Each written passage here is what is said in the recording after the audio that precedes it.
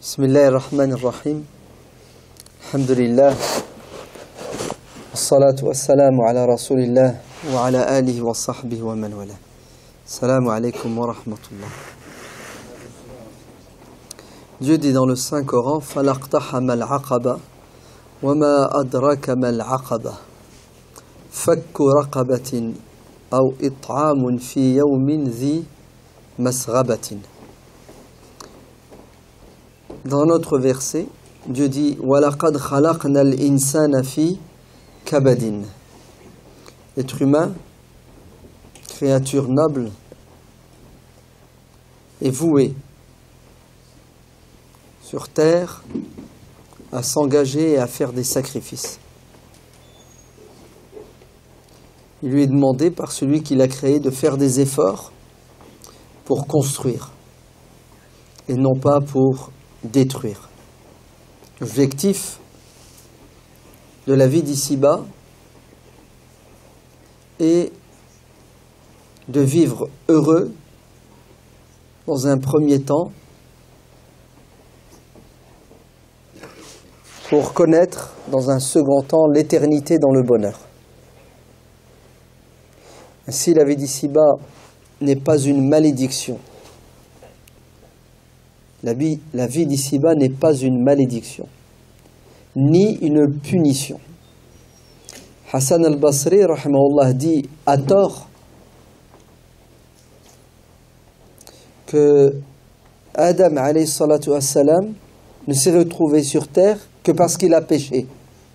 Un air de dire: Adam a désobéi, Dieu l'a puni, la vie sur terre est une punition. Ce n'est pas une approche islamique de la vie d'ici-bas. Adam alayhi salatu wassalam a désobéi à Dieu, il a péché, Dieu lui a pardonné, il ne l'a pas puni. Et d'ailleurs, Dieu l'a créé pour vivre sur terre. Le passage au paradis, c'était juste un laps de temps prédéfini avant même qu'Adam ne soit créé. Puisque lorsque Dieu l'a créé, les anges ont dit à Allah: pourquoi tu as créé cette créature pour vivre sur terre alors qu'on sait ce qui va arriver sur terre?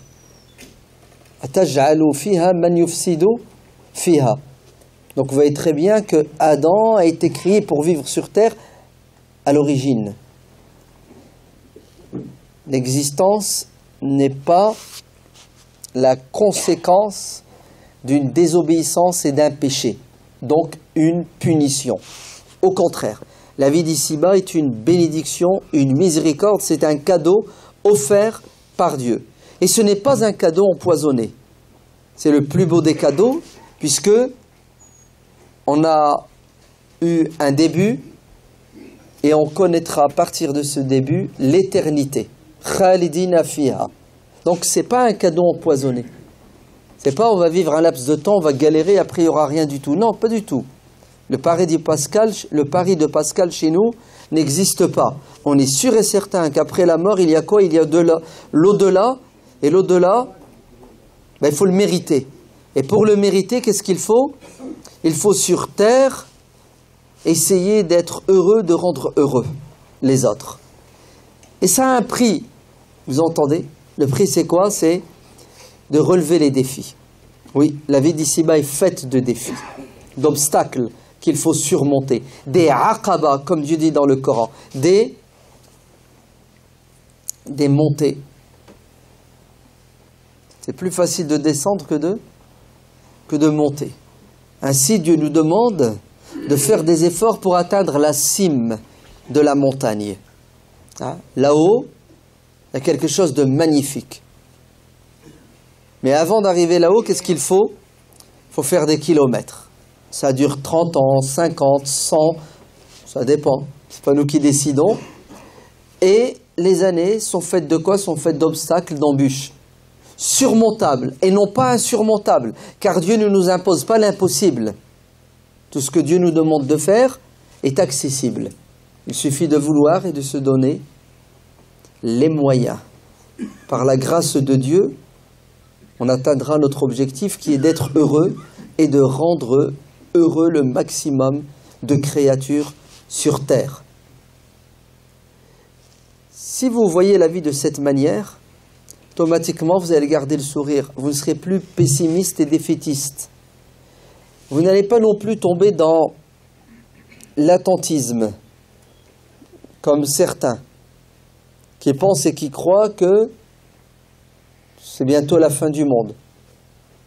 Non, c'est la fin du monde. Ils voient des signes partout. Je pense qu'ils sont atteints de myopie. Parce que la fin du monde réel, vous savez, c'est laquelle? C'est le jour où tu ne crois plus en la vie et tu n'as plus espoir en l'avenir. Ça, c'est la fin du monde. Car psychologiquement, tu es défait et tu ne veux plus relever le défi. Ainsi, tu baisses les bras et tu laisses la maladie te ronger. Tu laisses l'injustice détruire la société dans laquelle tu vis. Mais celui qui sait qu'il a toute la vie pour faire le bien, et il a après la vie pour continuer à faire le bien en laissant sur terre une descendance qui va finir le travail qu'il a commencé, en laissant sur terre des actions pérennes, celui-là ne cesse d'agir pour construire. C'est pour cela, écoutez bien,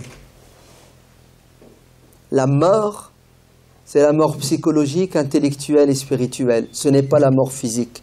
Combien de personnes sont vivantes physiquement, mais elles n'ont aucune utilité comme le mort n'est plus utile. Parce que elles sont égoïstes, elles ne pensent qu'à elles.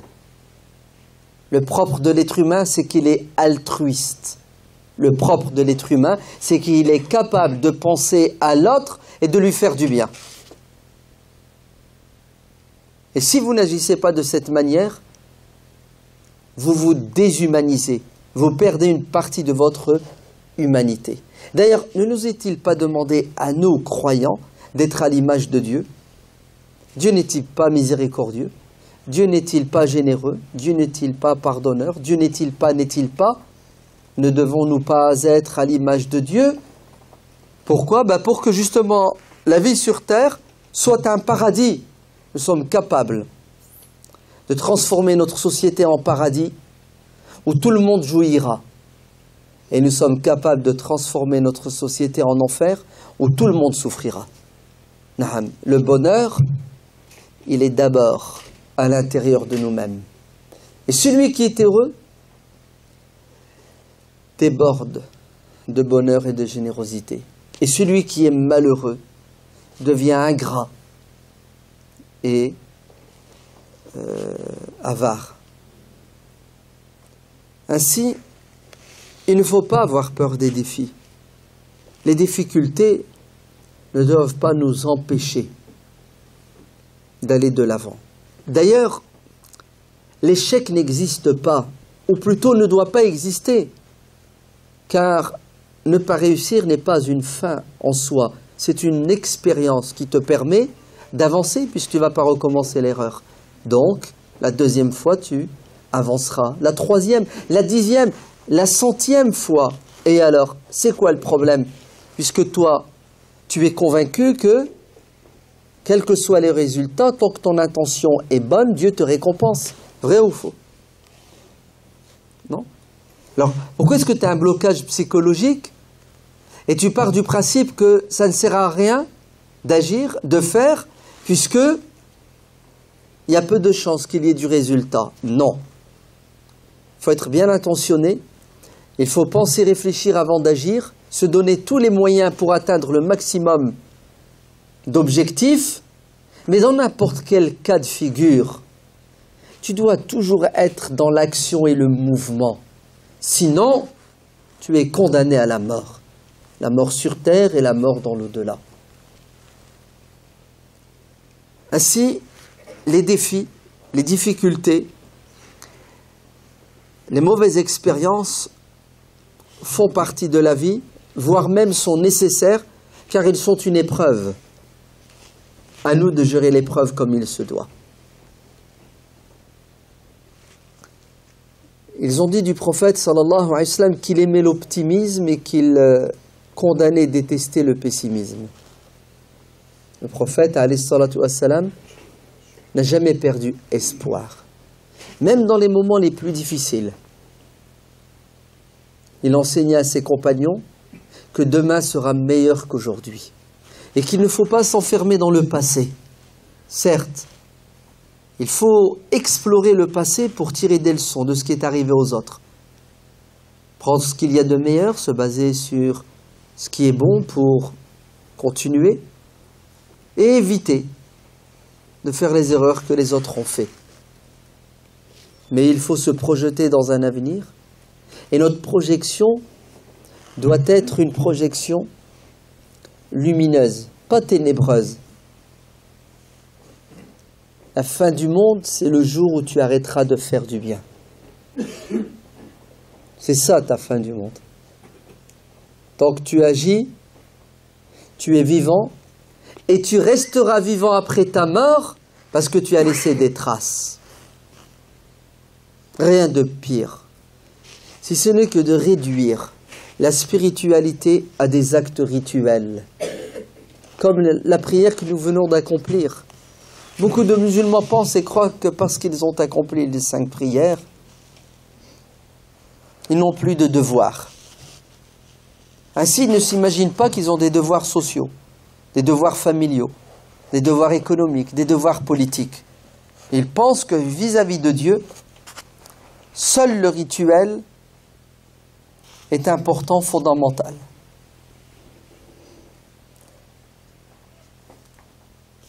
Alors que le rituel n'est pas une fin en soi, l'ibadat, au sens strict du terme. Les ibadat, les actes rituels, ne sont que des moyens pour atteindre des objectifs. L'ibadat, la prière, le jeûne, le zikr, la lecture du Coran, sont des moyens pour atteindre un objectif, comme la voiture. Tu prends ta voiture pour aller d'un point A à un point B. C'est à ça qu'elle sert, la voiture, pour ceux qui sont intelligents.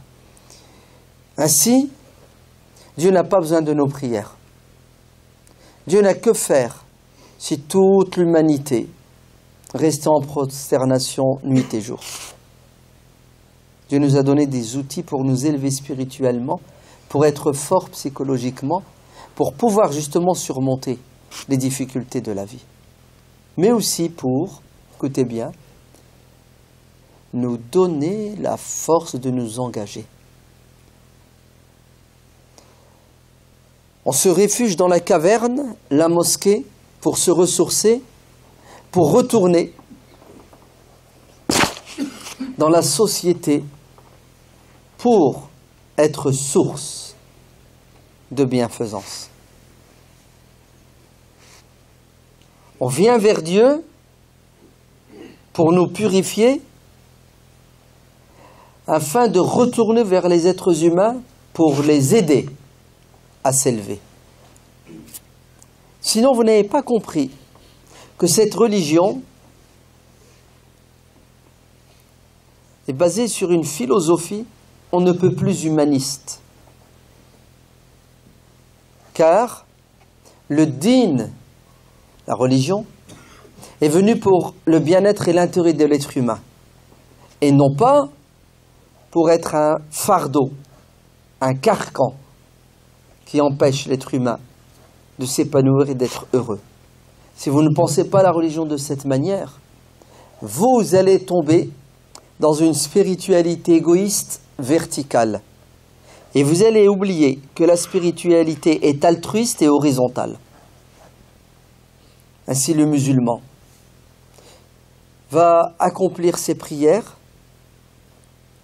et il ne va pas accomplir son devoir citoyen. Car il pense que son devoir citoyen n'a aucune dimension philosophique, spirituelle. Et c'est un égarement manifeste. Car Dieu dans le Coran dit « Inna salata tanha anil fahsha'i wal munkar » La prière a entre autres comme objectif de nous dissuader, nous qui l'accomplissons, de commettre une fois à l'extérieur de la mosquée ou même à l'intérieur de la mosquée. Car on peut faire du munkar dans la mosquée et on doit faire du ma'rouf dans la mosquée. La prière a pour objectif, entre autres, de quoi? De nous dissuader, une fois à l'extérieur de la mosquée, de commettre toute forme de turpitude, d'injustice. Tout ce qui est mauvais, tu ne dois pas le faire. Pourquoi tu ne dois pas le faire? Parce que tu viens de faire la prière. Et tu viens de te tenir debout devant Dieu et tu lui as demandé pardon pour tes péchés et tu t'es engagé à ne plus lui désobéir. Sortir et ne pas respecter l'espace public, ne pas assumer ses devoirs citoyens est un péché. C'est une faute vis-à-vis de Dieu, avant qu'elle ne soit une faute chez les êtres humains. Pourquoi, à votre avis? Parce que si tu sors dans la rue et tu commets un péché, tu commets une faute, ça va? Allez, le discours citoyen, on dit tu commets une faute. Le discours religieux, on dit tu commets un péché. Très bien. Tu sors. Après ta prière, tu commets une faute. Il y a un adage juridique qui dit pas vu, pas pris. C'est ça? Pas vu, pas pris. Il y a un adage islamique qui dit pas vu par les hommes, vu par Dieu. Ainsi, commettre le blâmable à l'extérieur de la mosquée remet en question ta relation avec Dieu. J'ai presque envie de te dire, c'est de l'hypocrisie. Il finit sa prière, il sort, et il va au coin et il deal. C'est presque à la mode, on dirait aujourd'hui, c'est certains jeunes. J'y croyais pas jusqu'à ce qu'on me dise, mais non, c'est réel, c'est vrai. Jusqu'à ce que j'entende un chanteur de rap qui dit, le vendredi, on va à la mosquée, et le samedi, on s'éclate en boîte de nuit, on fume, on se drogue, et on abuse des filles. Et le vendredi, il est à la mosquée. Je dis, mais c'est pas possible, il y a une contradiction. Pourquoi est-ce que la prière du vendredi ne l'empêche pas, ne le dissuade pas de commettre ces turpitudes? Vous savez pourquoi? Parce que c'est la dichotomie. C'est la laïcité. C'est-à-dire, Dieu, ok, mais dans un périmètre déterminé. La mosquée. Je sors de la mosquée, laisse-moi tranquille, Seigneur. Je fais ce que je veux. Vous avez compris? Je fais ce que je veux dehors. Mais ça ne marche pas comme ça en islam. Dieu est partout. Il est avec toi. Il te surveille, il t'épie. Tout ce que tu fais de bien ou de mal est enregistré et tu auras des comptes à rendre. Vous avez vu la vraie spiritualité? Qu'est-ce qu'elle a comme conséquence sur toi? Elle fait de toi un bon citoyen. Un vrai citoyen. C'est pour cela, plus on s'élève spirituellement, plus on devient facteur de paix dans la société. Plus tu es en guerre avec Dieu, plus tu deviens un facteur de discorde, de zizanie dans la société. La prière accomplie comme il se doit te dissuade à l'extérieur de la mosquée de commettre toute forme d'injustice, de turpitude. Et elle t'incite, la prière, à faire quoi? Le bien. Notre prophète bien-aimé, sallallahu alayhi wa sallam, dit dans le hadith authentique rapporté par Al-Bukhari et Muslim, tout croyant qui sera témoin de quelque chose de blâmable, une injustice, et qui ne la condamne pas à la mesure de ses moyens, n'a pas un atome de foi. Vous avez vu comment cette parole du prophète alayhi salatu wassalam conditionne la foi, conditionne, c'est-à-dire la condition pour que tu aies la foi, tu sais que tu dois quoi? Tu dois prier, c'est ça? Tu dois jeûner. Ce hadith te parle de quoi? Te parle de comment tu es dans la société. Si, là où tu vis, tu es préoccupé par ce qui se passe, si c'est du bien, tu l'applaudis, tu l'encourages, tu le maintiens, tu le développes. Si c'est du mal, de l'injustice, tu condamnes. Et tu fais tout pour quoi? Pour changer la réalité. Ainsi, il n'a pas la foi, ou il n'a peu de foi, presque pas de foi, le strict minimum, celui qui n'a pas, écoutez bien, d'engagement citoyen. Qu'est-ce que ça veut dire l'engagement citoyen? Ça veut dire qu'on vit dans une cité, dans une ville. Ouais, c'est bon? On vit dans une région, on vit dans un pays, on vit dans un endroit. Écoutez bien.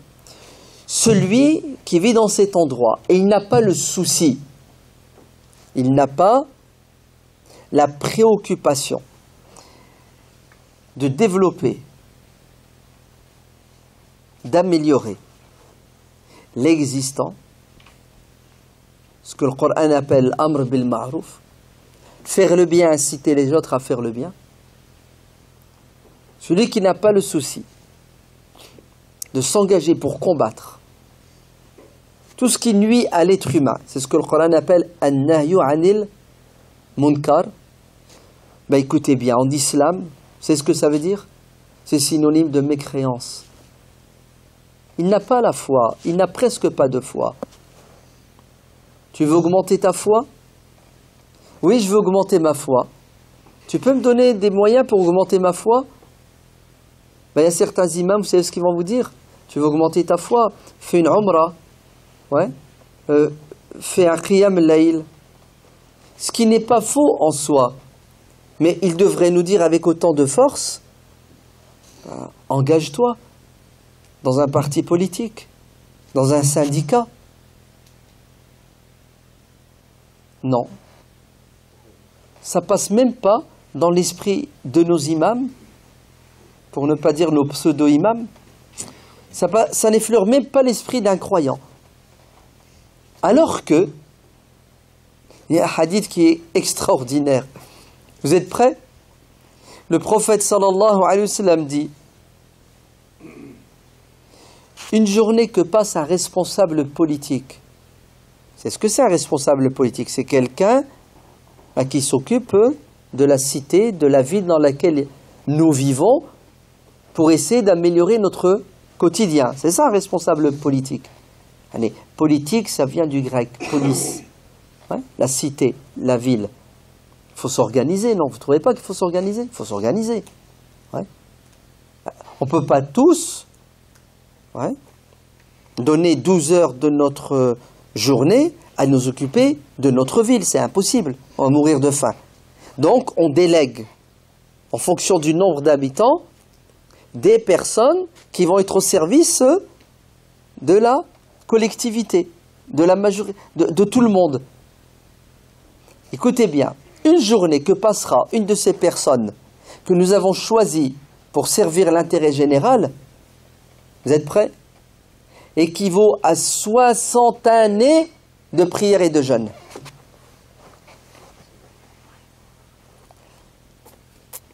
Vous l'avez déjà entendu ce hadith? Levez la main ceux qui l'ont déjà entendu. Et voilà. C'est incroyable. Hein? Wallah, quand j'ai lu ce hadith, j'ai eu la chair de poule. Et j'ai compris pourquoi Omar ibn al-Khattab, il nous a devancé. Ouais. On va avoir du mal à le rattraper celui-là, non? D'ailleurs, je vous conseille de regarder la série Omar. Hein? Ouais. Les 32 épisodes. Tu l'as vu? C'est beau, c'est pas beau? C'est... Ça va, tu l'aimes Omar maintenant? Tu l'aimes? C'est vrai. Oh, t'es pas clair, hein? Les chiites, ils vont tirer dessus. Oh là là. Si t'aimes Omar, t'es mort. Pour un chiite, Omar, c'est le diable. Ils détestent Omar. Ils maudissent Omar matin, midi et soir. Ouais. Vous savez pourquoi? Non? Je vous dirai après alors.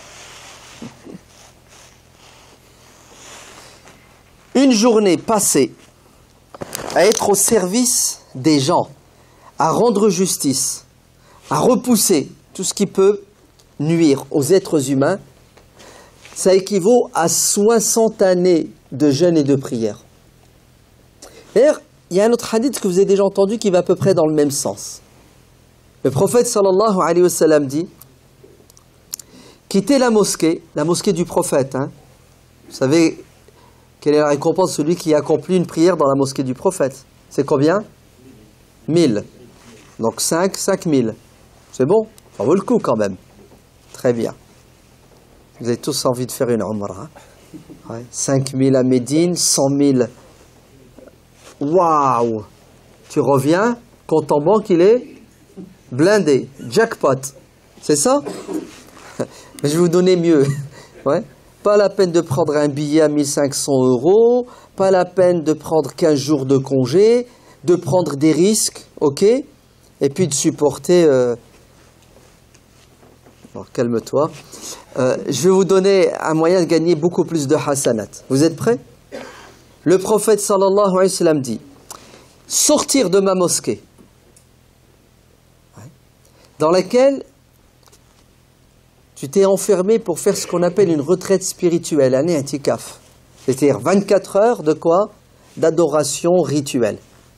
Sortir de la mosquée pour aller rendre service à quelqu'un, aider quelqu'un, résoudre un problème, ben c'est meilleur que quoi? Que de rester dans la mosquée pendant combien de temps? Dites-moi. 30 jours. Waouh. Allez, 30 jours. 30 jours, c'est ce que c'est 30 jours? Pas de télé, pas d'iPhone, pas de péché avec les yeux, avec les oreilles. Que quoi? Que de la ibada, c'est ça? Ben, il y a mieux, dit le prophète, alayhi salatu wassalam. C'est d'être dans la société et de rendre service aux gens. D'alléger les souffrances. C'est incroyable. Le 25 décembre, c'était quand? Il n'y a pas longtemps, non? Est-ce que c'est qu'il y a des milliers, des dizaines, non, des millions de personnes âgées en France? Seules. Seules. Oh, la pire des choses, c'est d'être seul. C'est de n'avoir personne à qui parler. Même personne avec qui se disputer. Vous avez compris? C'est dur d'être seul, non? Vous ne trouvez pas? Faites un test. Ouais. Et vous allez voir.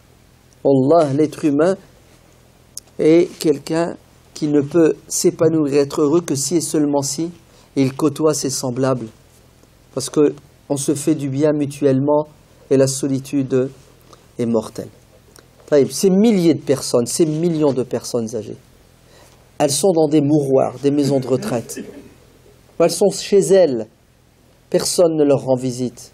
Même leurs enfants, leur progéniture, n'ont plus le temps de les côtoyer, de les voir, de les réconforter. Et nous, on dit que notre religion, il faut penser aux autres, il faut prendre soin de qui? Des personnes âgées, oui ou non? Et pourquoi nos mosquées ne créent pas un pôle dans la mosquée spécialisé dans quoi? Dans les visites et l'accompagnement des personnes âgées. Il y a des associations spécialisées qui font ça. Ils prennent des enfants, ils vont passer 2 heures à la maison de retraite. Et les personnes âgées sont heureuses et contentes. Est-ce que vous savez que le prophète sallallahu alayhi wa sallam a dit le sourire, c'est une aumône. Oui. Faire plaisir à quelqu'un, hein, ressusciter la joie dans le cœur de quelqu'un, c'est une aumône. On s'est fait arnaquer par certains de nos savants et de nos pseudo-imams qui nous ont fait croire que la religion de Dieu, c'est al-ibadat au sens strict du terme, c'est-à-dire la prière, le jeûne, le pèlerinage. Ça fait partie de la religion, c'est fondamental, c'est important, ok, ça va, mais la dimension sociale, humaine, économique, politique, ouvrez bien vos oreilles, est aussi importante. Allez, vous voulez que j'aille plus loin? Parfois les plus importantes. Oui, c'est connu. Tu es en train de faire la prière. Il y a quelqu'un qui appelle au secours. Est-ce que tu continues ta prière ou tu l'arrêtes pour aller aider la personne? Dites-moi. Il y a unanimité. Le premier défi dans notre société, française. On va parler de 2017, ce qui nous attend. Vous savez, c'est lequel? Le premier, c'est lequel? C'est de continuer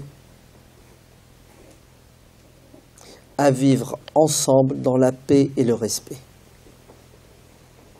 Car le vivre ensemble est attaqué depuis quelques années. Et il souffre, le pauvre, vivre ensemble. La crise économique, on est aussi dans une crise politique. Et puis, les événements douloureux, notamment les attentats, mais aussi l'exploitation de tous ces malheurs par certaines personnes, Dieu merci, ultra minoritaires, mais ultra malhonnêtes, fait que la communauté musulmane commence à douter qu'il est possible de vivre dans la paix et le respect dans notre pays, tellement la pression psychologique, médiatique, politique est forte. Ainsi, certains vont jusqu'à dire, écoutez bien, il n'y a plus d'espoir, il n'y a plus d'avenir. Tiens, je vais investir. Où ça? Je vais investir dans le pays de mes parents. Je vais acheter un appartement. Au cas où il y a le feu, le navire commence à couler. J'assure mes arrières et celui de mes enfants. Et ça, c'est le début de la fin. Quand on vit dans une société et on ne croit plus au vivre ensemble dans cette société. On y reste pour des raisons uniquement matérielles. On se côtoie et on se méfie les uns des autres.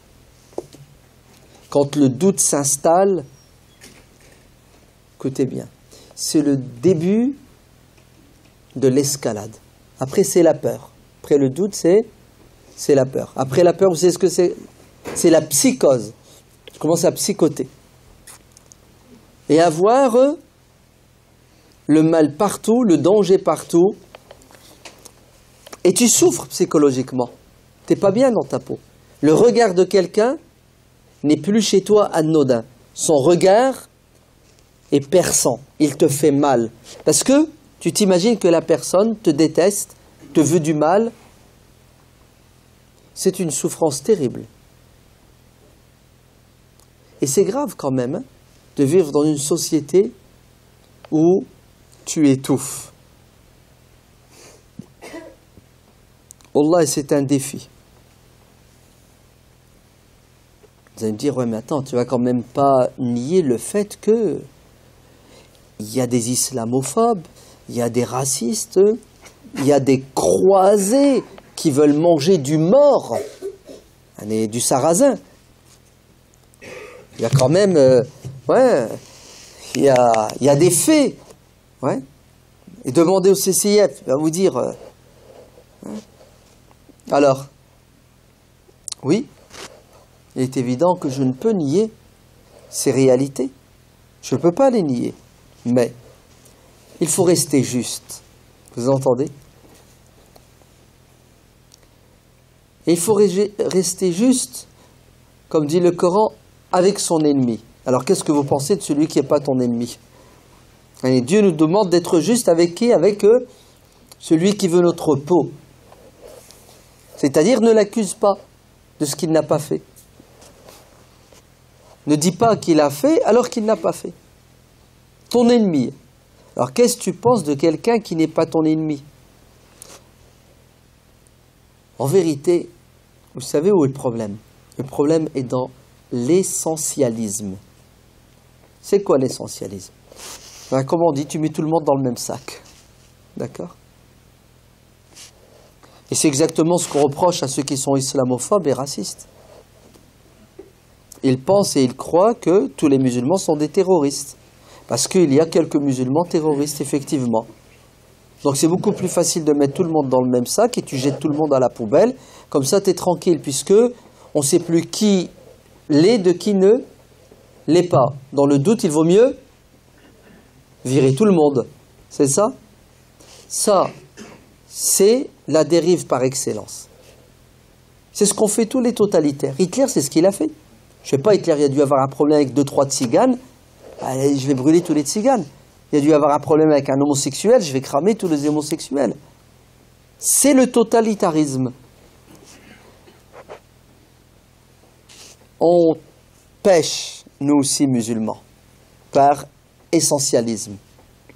Parce qu'il y a certains racistes islamophobes, nous pensons et nous croyons, à tort, que tous nos concitoyens français non musulmans sont, par essence, et ne peuvent être que racistes et islamophobes.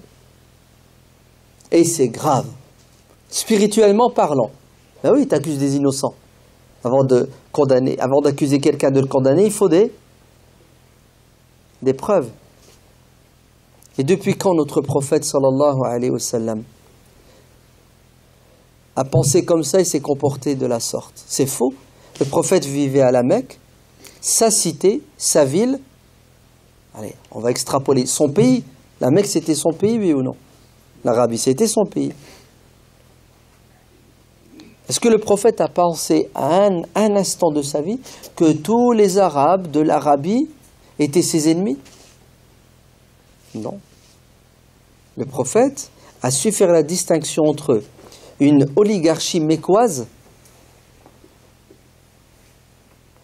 assoiffée de pouvoir et de domination, et un peuple qui n'aspire qu'à une chose, c'est vivre dans la dignité, la liberté, le bien-être matériel. Certes, c'est vrai que ceux qui sont au pouvoir, pour garder le pouvoir, manipulent les foules. Mais le prophète sallallahu alayhi wa sallam a assez de spiritualité, d'intelligence, d'honnêteté et de recul pour ne pas mettre tout le monde dans le même sac. D'ailleurs, si le prophète avait mis tout le monde dans le même sac, vous savez ce qu'il aurait fait? Il aurait pris ses distances. Parce que l'être humain, par nature, s'éloigne de ce qui lui fait peur et de ce qui lui fait mal. Vrai ou faux? Le prophète, sallallahu alayhi wa sallam, ne s'est jamais éloigné de son peuple et n'a jamais voulu quitter son peuple, malgré ce qu'il subissait. Si Dieu ne lui avait pas demandé, si Dieu ne lui avait pas imposé de quitter la Mecque, est-ce qu'il serait parti? Il ne serait pas parti. Et quand il a dû quitter la Mecque, il ne l'a pas quitté avec joie, hein. Il a quitté les larmes aux yeux, en disant « Seigneur,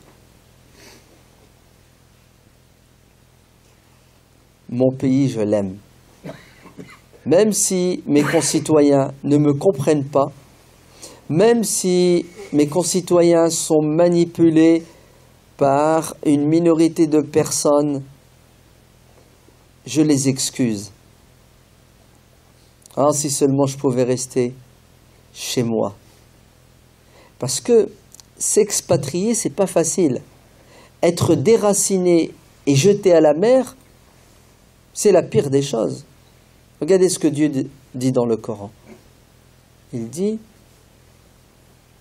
وَلَوْ أَنَّ كَتَبْنَا عَلَيْهِمْ أَنِ اقْتُلُوا أَنفُسَكُمْ أَوْ اخْرُجُوا مِنْ دِيَارِكُمْ مَا فَعَلُوا. Allez, s'il leur avait été demandé par Dieu de se donner la mort, ils ne l'auraient pas fait. Allez, imaginez-vous, Dieu vous parle, c'est lui, vous êtes sûr, et Dieu vous dit, donne-toi la mort. Vous le faites ou vous le faites pas? Ah si, attends, t'es en face de Dieu. Dieu te dit, vas-y, vous le faites quand même, non? Ah, il vaut mieux. Non, si y a un doute, tu le fais pas. Si tu doutes que c'est Dieu, faut pas le faire. Mais tu es sûr que c'est Allah, tu es en face de Dieu, Dieu te parle. Ouais. Bah, tu obéis. Bah, il vaut mieux parce que si tu lui désobéis, bah, ton homme il va te l'apprendre, il n'était pas clair. Vous êtes d'accord? Mais c'est dur, n'est-ce pas? On aime la vie. Mais on doit aimer Dieu plus que plus que notre propre vie. Donc celui qui a la foi comme il se doit, est prêt à obéir à Dieu, c'est ça, même si ça ne va pas dans son intérêt et son sens. Entre nous, hein, tout ce que Dieu nous demande de faire, ça va dans notre intérêt et notre sens. Hein. Vous entendez? Ça, c'est une hypothèse, une supposition. Et si? Et Dieu ne nous demande pas de nous donner la mort. Ouais. D'ailleurs, il nous interdit, il dit « Wala taqtulu anfusakum ». Pourquoi? « Inna Allaha kana bikum rahima ». Ne vous donnez pas la mort, parce que Dieu vous aime et il est miséricordieux. La chose la plus dure, écoutez, qu'a un être humain à faire, c'est de se donner la mort lorsqu'il aime la vie. Vous êtes d'accord? Il y a une autre chose qui est aussi dure et difficile. C'est laquelle? C'est de s'expatrier. C'est de connaître l'exil. C'est d'être déraciné. Je te prends et je te jette à la mer. Je t'expulse. Et si je leur demandais de quitter leur maison, de quitter leur cité, de quitter leur ville, leur pays, ils ne le feraient pas. Allez, ce que Dieu a demandé aux Sahaba de faire, l'hégire. Vous voyez ce que c'est l'hégire? Allez, à un moment donné, Dieu a dit au prophète alayhi salatu wassalam, et aux croyants, c'est tout, la vie est devenue impossible pour vous à la Mecque, vous allez partir et tout laisser, tout abandonner. Ça a été dur, mais ils l'ont quand même fait. Ils l'ont fait. C'est une preuve de foi. Mais Dieu dit dans le Coran qu'il y a deux morts. Une mort physique, biologique, elle est terrible, et on ne veut pas la vivre. Et il y a une deuxième mort. Vous savez laquelle? La mort sociale. Ouais. Le fait de quoi? D'être expulsé, d'être exilé. C'est une mort. Tu souffres. Et d'ailleurs, demandez aux réfugiés, ils rêvent que d'une chose, c'est quoi? C'est de retourner chez eux. La pire des choses qui puissent nous arriver, vous savez, c'est quoi? C'est de ne plus croire que nous sommes chez nous, ouais, et de nous forcer à nous expatrier. Et l'expatriement commence d'abord par la posture psychologique. Tu vis dans une société et tu n'es pas à l'aise, tu étouffes. Donc tu n'es plus épanoui. Automatiquement, regardez, tu ne cherches plus à faire le bien. Tu n'y crois pas à ta société. Tes concitoyens sont potentiellement, pour toi, des ennemis. Tu ne vas pas vers ton ennemi, tu le fuis.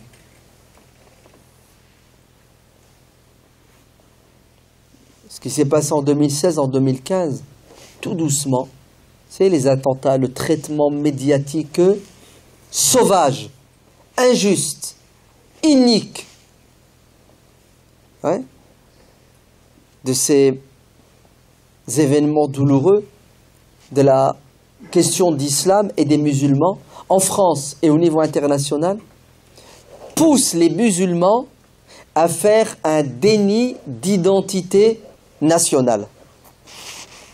Il est né en France, il a toujours vécu en France. Peut-être son père est né en France, il a toujours vécu en France, et il te dit, je suis marocain, je suis algérien, sénégalais, turc. Tu es français? Non, je ne suis pas français. Tu lui poses la question, tu es d'où? Au lieu qu'il te dise, je suis de Paris, je suis de Marseille, il te dit, je suis de Tanger, je suis d'Alger. Mais c'est pas possible. Tu n'es pas de là-bas. Tu es d'ici. Et non. Regardez ce qu'il te dit. Tu te dis, ah non, moi je ne suis pas français. Pourquoi tu n'es pas français? Ah, ils ne veulent pas de moi. Ils ne m'aiment pas.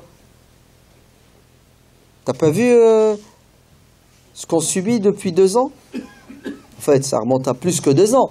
Mais depuis 2 ans, ça s'est intensifié. Résultat, regardez l'impact sur ta citoyenneté. Tu ne veux plus être un citoyen avec des devoirs, mais juste un citoyen avec des droits. Tu cherches ton avantage, mais en aucun cas, tu vas quoi? Tu vas faire des sacrifices. Tu es la main tendue, basse, qui réclame, et tu ne veux pas être la main haute qui donne. Et quand on vit dans une société et on pense que c'est à sens unique, on va dans un mur. Car une société, elle se construit en permanence. Les anciens ont fait et nous récoltons et nous mangeons les fruits et les efforts des anciens. Oui ou non? Les routes qu'on utilise maintenant, laissez les routes, les hôpitaux. Ouais. Regardez, notre système social, il est beau ou il n'est pas beau? La sécurité sociale, les soins, les hôpitaux, ouais, le remboursement des médicaments, la gratuité, la CMU. Ça va, ça vous dit quelque chose tout ça. Ouais, c'est du quotidien. 2. Notre système d'entraide et d'égalité sociale. Les indemnités de chômage. Ouais, c'est ça. Celui qui ne travaille pas, il touche un salaire minimum. Ouais. L'aide au logement. L'aide pour l'éducation de tes enfants. Notre système scolaire. Tu te rends compte? L'école est obligatoire, c'est ça? L'instruction est obligatoire et gratuite. Oui, gratuite.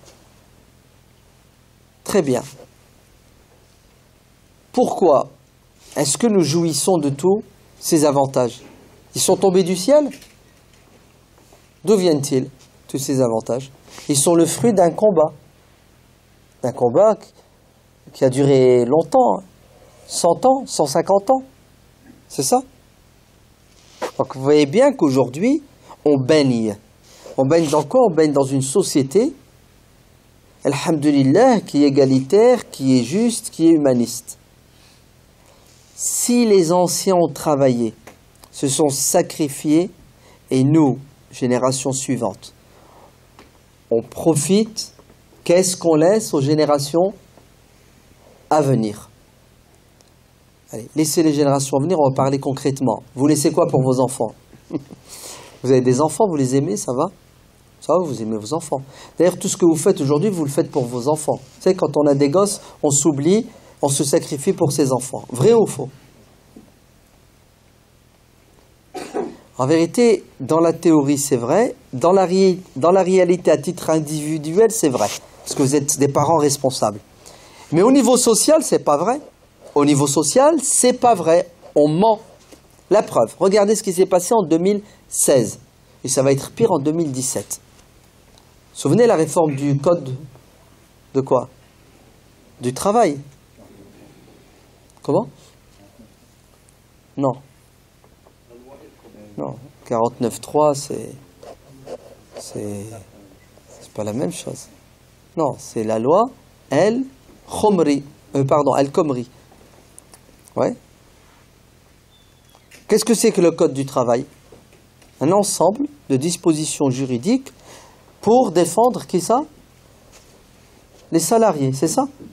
Tu as le patronat, les patrons, tu as les salariés.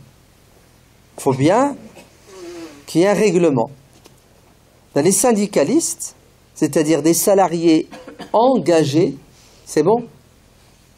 Des salariés délégués par leur père, se sont battus pendant 100 ans pour un code du travail qui est le meilleur au monde. Allez, c'est mon côté chauvin, mon côté français. Vous allez me dire, ouais, la Suède c'est mieux. Mais allez, chacun plaide pour sa paroisse. Vous êtes prêts? Le code du travail, il est super, il est mignon, il est magnifique. Il est tellement super que nos patrons, le CAC 40 et tous ces mecs-là, se battent depuis 10 ans, 15 ans pour le réformer, le changer. Et c'est vrai qu'il y a des choses qu'il faut virer dans le code du travail qui sont obsolètes. On est d'accord. Mais il y a des choses qu'il ne faut surtout pas toucher.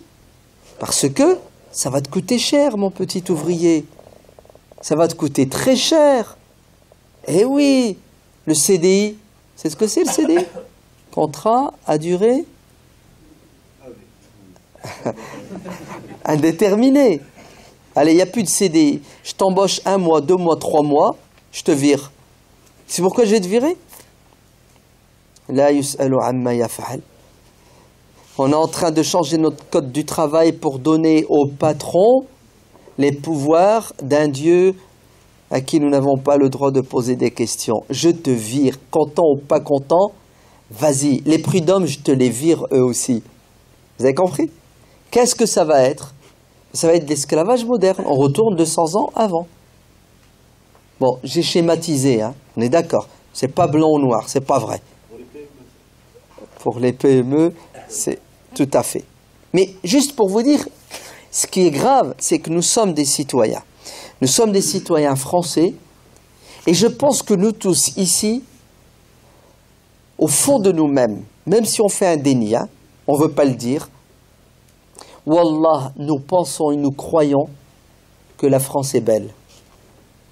Elle est super. D'ailleurs, si ce n'était pas le cas, on ne serait pas ici. Vrai ou faux? Non? Levez la main, ceux qui ne sont pas d'accord avec ce que je dis. Exprimez-vous, n'ayez pas peur. Wallah, et si nous pensions que la France était nulle, ouais, c'est l'enfer, il n'y a personne qui reste en enfer. Surtout que quand tu es français, tu as un passeport, tu vas partout sur terre. Hein. Ouais. Et quand tu es arabe dans un pays arabe, tu ne peux pas venir en France, il faut un visa. Le contraire, il n'y a pas de problème. Hein. Vrai ou faux? Très bien. La France est belle ou pas belle? Ouais, je le sais, elle a des petits boutons ici, elle commence à avoir des cheveux blancs. Mais, grosso modo, c'est beau ou c'est pas beau? C'est tellement beau que nos parents ne veulent pas partir. Nos parents qui sont venus pour travailler et repartir, c'était normalement 2 ans, 5 ans. Ça fait 40 ans, ça fait 50 ans, et ils ne veulent pas partir. Et entre nous, ils ont raison. Hein. Wallah, il ferait un peu plus de soleil en France. Il ferait 30-40 degrés.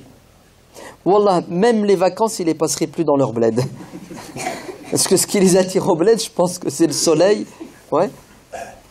Mais c'est réel, hein. Parce que il y a la liberté, n'est-ce pas?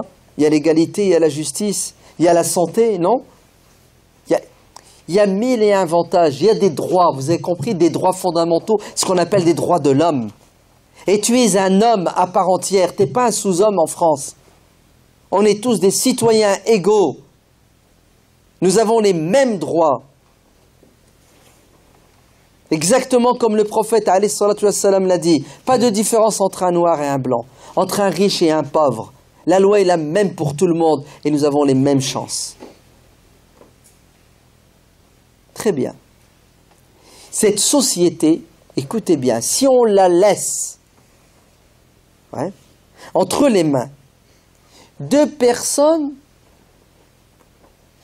qui pensent à leur intérêt personnel ou qui pensent à leur intérêt communautaire, la majorité va subir. Vous êtes des citoyens. Le propre d'un citoyen, vous savez c'est quoi? C'est qu'il prend soin de sa cité. On a tous une maison, un appartement. Allez, vous prenez soin de votre baraque quand même, non? Il y a quelque chose, je ne sais pas moi, le chauffage il ne marche pas, vous le réparez ou vous ne le réparez pas? Ouais. Il y a une fuite, vous réparez ou vous... Non? Il y a la peinture, elle est foutue. Vous réparez ou vous réparez pas? Vous le faites, hein? Parce que vous vivez dedans, vous voulez que ça soit propre, la sécurité. Le pays, c'est votre maison. Vous avez compris? La ville, c'est ta maison. C'est là où tu vis. Ainsi, écoutez bien, le défi des défis, c'est de nous engager pour préserver nos acquis et ne pas laisser les avantages fondre au soleil de réformes faites non pas pour l'intérêt général, mais pour des intérêts particuliers communautaristes. Pourquoi il n'y a pas de lobby en France? Il n'y a pas de lobby en France? Non, il n'y a pas de lobby en France. Il y a un petit lobby qui s'appelle le lobby pharmaceutique. Il y a une loi en France qui t'impose, quand tu as un enfant, de le vacciner. C'est ça? Lequel de vaccin? Quels sont les vaccins obligatoires? Vous ne savez pas, vous êtes des hommes, il faut demander aux mamans.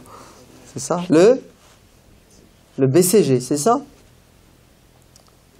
C'est obligatoire le BCG. Hein. Vous êtes d'accord? Ben, il y a à peu près 2 ans, tu vas à la pharmacie, tu demandes le BCG. Ah ben il n'y en a plus. Rupture de stock. Et regardez ce qu'ils font, ils te donnent un vaccin. Il n'y a pas 3 vaccins dedans.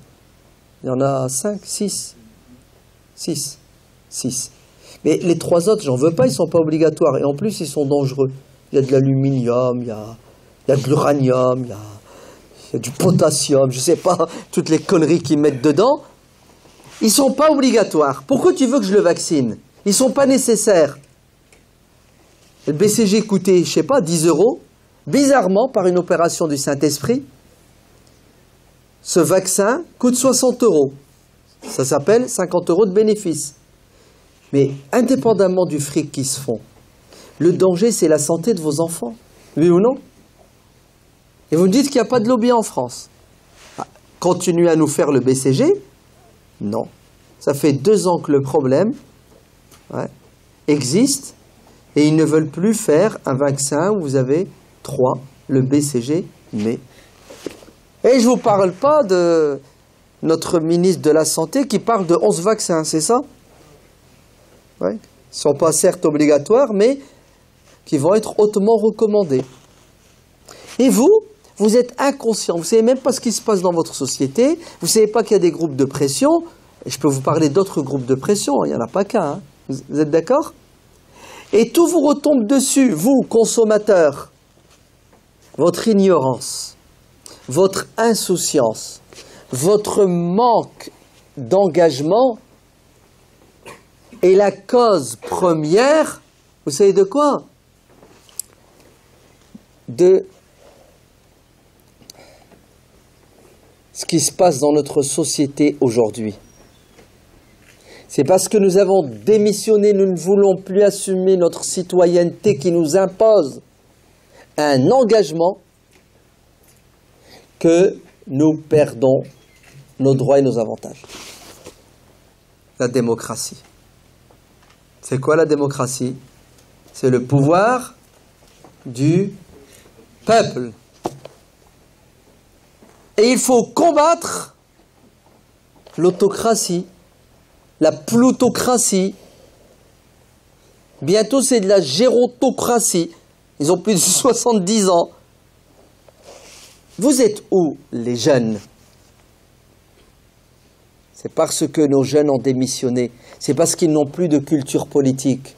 C'est parce que ils n'ont pas été élevés dans l'amour du pays, de la patrie. Le patriotisme n'existe plus. On nous parle de quoi? D'un petit village. La mondialisation. Oui. Vous savez, ça veut dire quoi la mondialisation? Ça veut dire McDonald's va te manger. Oui. C'est ça que ça veut dire la mondialisation. Ça veut dire des multinationales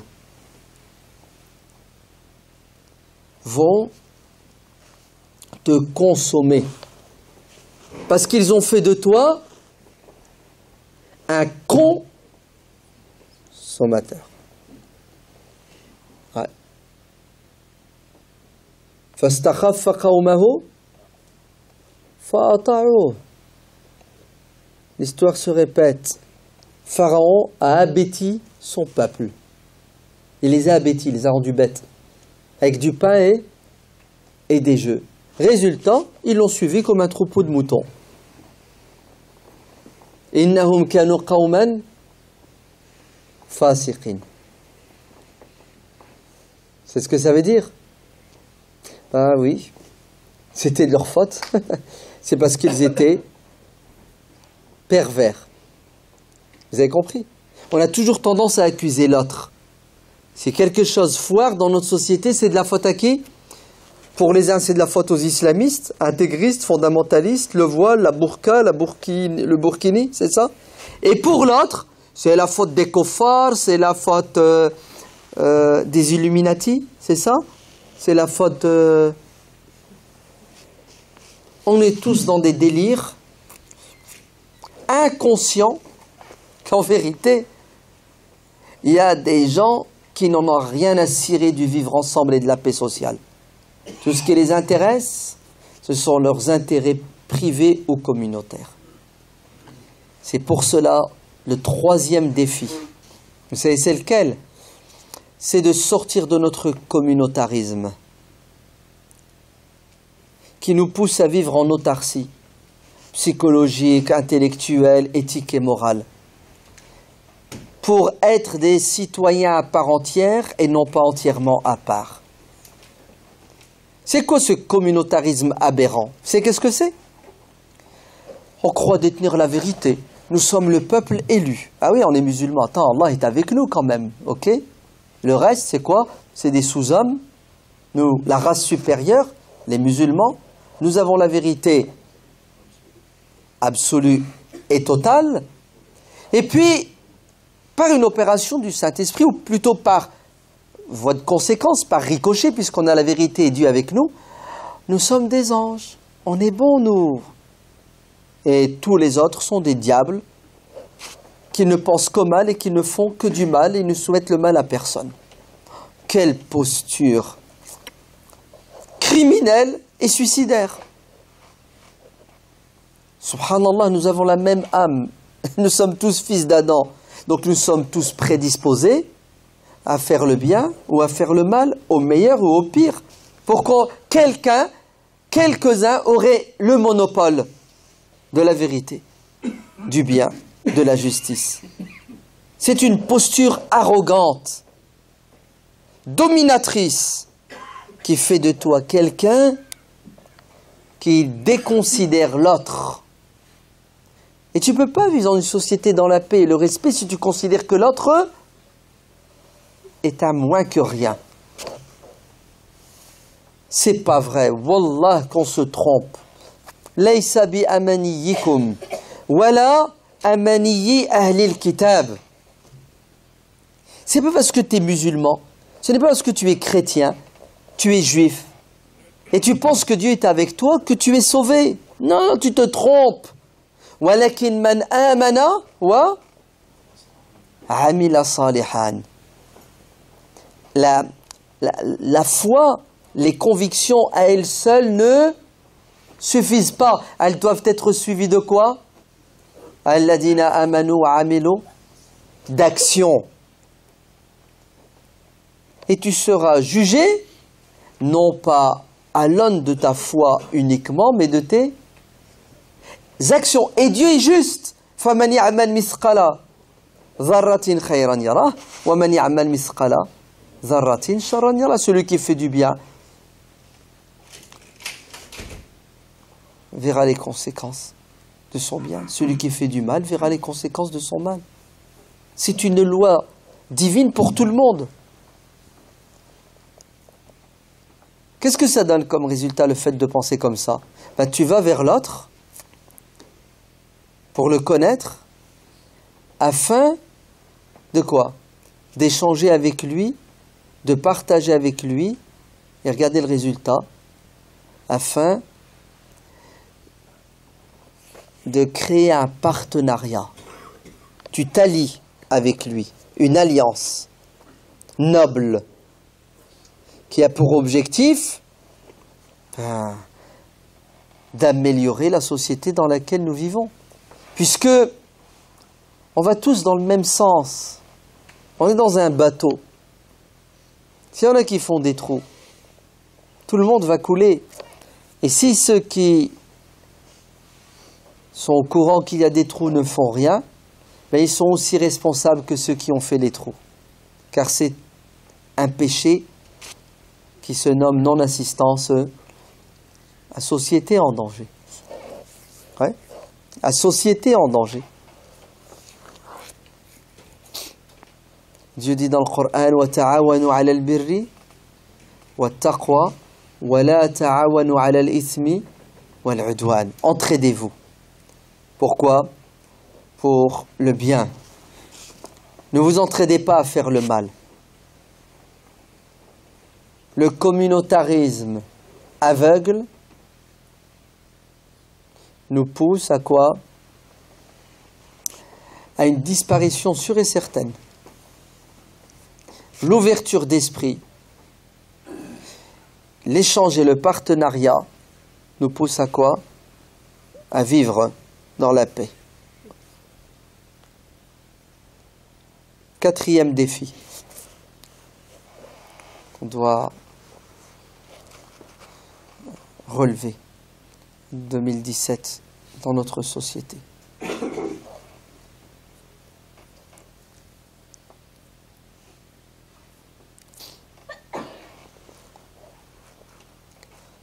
On est musulman et on est fier de l'être. Oui ou non? Très bien. Nous sommes français et nous sommes fiers de l'être. Oui ou non? Vous avez le droit de dire non si vous pensez le contraire. N'ayez pas peur. Hein. On n'est pas en Égypte, on n'est pas en Arabie. Vous allez finir en geôle si vous pensez et vous dites ce que vous pensez. N'ayez pas peur. On est musulman et fier de l'être. On est français et fier de l'être. Il y en a, il m'a dit non, moi je suis pas fier d'être français. Je lui dis pourquoi? Il m'a dit bah t'as pas vu, en France il y a ça qui va pas, il y a ça qui va pas. Je lui dis ok. Donc dans un pays, quand il y a des choses qui vont pas, qu'est-ce qu'on fait? On jette le bébé avec l'eau, c'est ça. Est-ce que vous pouvez m'indiquer sur Terre un pays où tout va bien? 100%, parfait. Est-ce que ça existe? Dans tous les pays, il y a des choses qui vont et des choses qui vont moins bien. C'est ça? Mais en tout cas, on est sûr et certain d'une chose, c'est qu'en France, ce qui va est plus important que ce qui ne va pas. Donc si je dois renier mon pays, le détester parce qu'il y a des choses qui ne vont pas, ben, il n'y a plus sur Terre de citoyens qui aiment leur pays, puisque dans tous les pays, il y a des choses qui ne vont pas. Ne soyez pas des extrémistes. Ne soyez pas dans vos jugements jusqu'au boutiste. Dites ce qui va, et ce qui ne va pas, mettez-le en évidence et apportez des solutions. Je suis musulman et fier de l'être. Je suis français et fier de l'être. Je suis musulman, qu'est-ce que ça veut dire? Ça veut dire que j'adhère à cette religion, qui a comme nom l'islam, qui veut dire la paix, la soumission totale à Dieu. Et je comprends ma religion de la manière suivante. Religion du juste milieu, une religion de la raison, de l'intelligence et du bon sens, qui me donne les outils spirituels, intellectuels et éthiques pour pouvoir m'épanouir dans ma famille, dans ma communauté et dans ma société. Une religion qui me pousse à aller vers l'autre et non pas à rejeter l'autre. Voilà. Je suis fier d'être musulman, d'appartenir à cet islam. Parce qu'il y a parmi nous des musulmans qui pensent l'islam autrement, différemment. Et ils existent. Je vous annonce quand même une bonne nouvelle, ils sont minoritaires. Dieu merci. Mais ils sont là. Et malheureusement, ils font beaucoup de bruit. Ou plutôt, il y a une caisse de résonance. On parle beaucoup trop d'eux, en faisant croire qu'ils sont là, la règle, alors qu'ils sont l'exception à la règle. Comme nos trains qui n'arrivent pas à l'heure et qui dénigrent l'image de notre réseau ferroviaire. La majorité des trains arrivent à l'heure. Donc nous avons dans notre communauté en France des musulmans. Croyez-moi, il n'y a pas de quoi être fier à appartenir à leur conception de l'islam. C'est même une honte, car ils ont une approche de l'islam qui est basée sur la haine, le rejet de l'autre, avec un S, plutôt, le rejet des autres.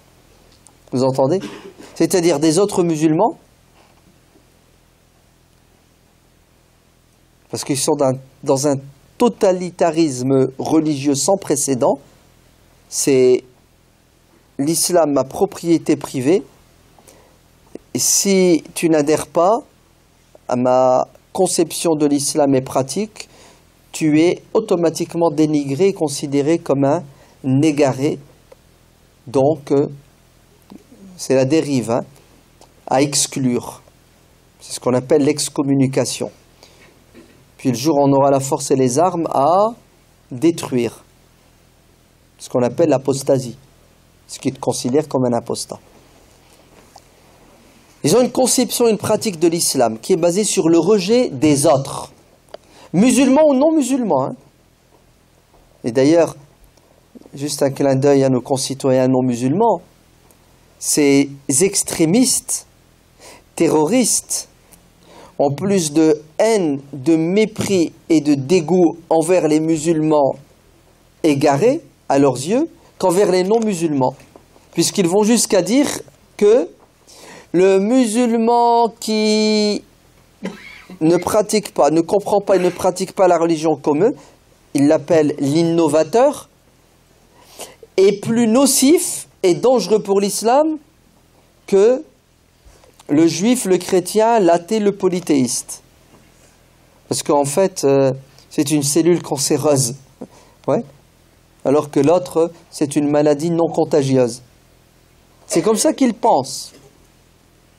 Donc, cette conception et pratique de l'islam, qui est basée sur le rejet de l'autre, le rejet des autres, c'est ça? Et la violence à l'égard des autres, ce n'est pas la nôtre, nous la condamnons et nous la combattons. Vous entendez? Nous la combattons. Parce que ces personnes-là ne peuvent pas vivre dans une société de paix, de tolérance, puisqu'ils sont contre la paix et contre la tolérance. De même, je suis français et fier de l'être. Et qu'est-ce que c'est la France pour moi? C'est un grand pays où les citoyens naissent libres et égaux, ont les mêmes droits et ils ont des devoirs, où nous avons un triptyque, liberté, égalité, fraternité, et un ciment qui s'appelle la laïcité, c'est-à-dire l'État est neutre, l'État est neutre, et toutes les religions ont le même statut et sont traitées à égalité. C'est quoi la France? Pays de liberté, de tolérance. Pays de solidarité et de fraternité humaine. Bien qu'il y ait en France des Français, toutes tendances philosophiques, religieuses confondues, Dieu merci, je vous annonce une bonne nouvelle, et c'est un clin d'œil pour mes frères musulmans, ils sont minoritaires, qui pensent et qui croient que la France, c'est quoi? C'est un grand pays de culture judéo-chrétienne, c'est ça? Et que de race blanche, c'est ça? Vous vous souvenez, de race blanche? Ouais. Qui ne peut accepter en son sein des sous-hommes qui se multiplient comme des rats, ouais, qui ont une religion arriérée. Comment? C'est quoi tous les qualificatifs qui sortent? Ouais. Moyenâgeuse. Ouais. Et que ces pseudo-français de religion satanique, d'islam, n'ont pas le droit à quoi? À exister en France. Il faut les éradiquer. Alors, peut-être pas physiquement, ouais, bien que certains sont en train de parler de quelque chose qui s'appelle, vous êtes prêts? Le retour. Là, ils ont appelé ça l'immigration inversée. c'est ça? La remigration. Ouais, la remigration, c'est-à-dire des gens qui sont venus de l'extérieur, qui se sont installés en France, il faut les renvoyer chez eux. Et bien entendu, comment les repérer ces gens-là? Comment les repérer? Vous savez comment? C'est pas le mec, tu lui dis donne-moi ta carte d'identité. Non, non, non, non. C'est, il te repère à ta couleur, c'est ça, à des signes, ouais. Ta religion, ouais, bientôt ton adresse, t'habites dans quelle cité? Ben écoutez, cette France-là, c'est pas la nôtre. Et c'est pas celle de la majorité des Français. C'est celle d'une minorité de gens qui sont malades qu'il faut soigner. Des gens, écoutez bien, qui se sont fait arnaquer en beauté. Parce qu'ils ont été manipulés par des pharaons qui leur ont dit que le problème de la France, c'est pas le chômage et la précarité. C'est pas le pouvoir d'achat qui ne cesse de diminuer et les 2 millions de femmes battues, c'est ça? Mais le problème de la France, c'est les minarets et la présence des musulmans. Ça veut dire que je dois me taire parce que je parle trop. Et j'ai confisqué la parole au public, le pauvre.